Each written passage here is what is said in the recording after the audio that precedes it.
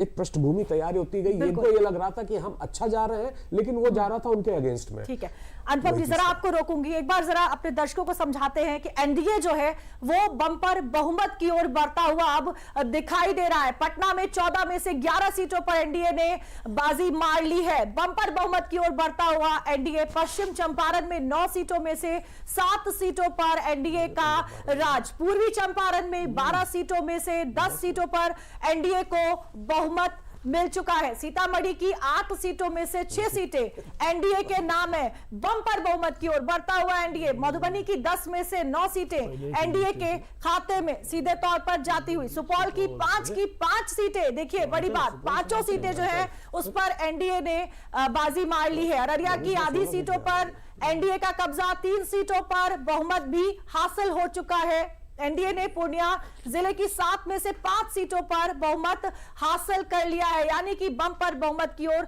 बढ़ती हुई एनडीए। और लगातार हम रुझानों की भी बात कर रहे हैं। दोहरा शतक लगभग लगाते हुए महागठबंधन, जो फासला है आंकड़ों का वो अब बड़ा होता जा रहा है। शुरुआती दौर में हम देख रहे थे जब सुबह 8 बजे से काउंटिंग स्टार्ट हुई थी, पहले बैलेट बॉक्स और उसके बाद 8:30 बजे से ईवीएम की काउंटिंग स्टार्ट हो गई थी, तो जो ये मुकाबला था ये टक्कर का नजर आ रहा था, बहुत कम फासला था महागठबंधन और एनडीए की बात करें। लेकिन अब लगभग 6 घंटे के बाद से ये फासला बहुत बड़ा हो गया है। 199 एनडीए और महागठबंधन इस समय 38 पर। अन्य दल जिनको कहा जा रहा था इस बार बिहार में ये एक बड़ा फैक्टर साबित हो सकते हैं, चाहे हम जनसुराज की बात करें या एमआईएम की बात करें या ऐसे तमाम दलों की बात करें, लेकिन अपना करिश्मा, अपना जादू नहीं चला पाए। बड़े बड़े दावे भी किए जा रहे थे इन तमाम छोटे दलों की ओर से। अरविंद जी देखिए, अब बम्पर बहुमत की ओर बढ़ते हुए एनडीए, रुझानों में जिस तरह के नतीजे आ रहे थे एक बार फिर से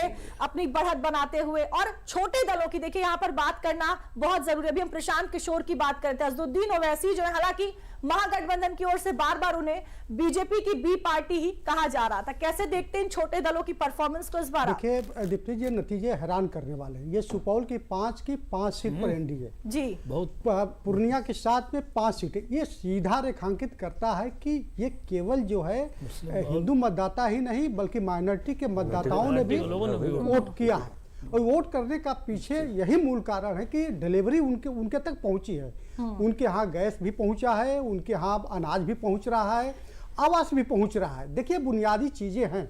सर ने अभी कहा ना कि जब किसी के पास जो है 10,000 रुपया आ जाता है तो उसके लिए जाति धर्म की सारी सीमाएं जो हैं वो जो है टूट जाता है, खत्म हो जाता है।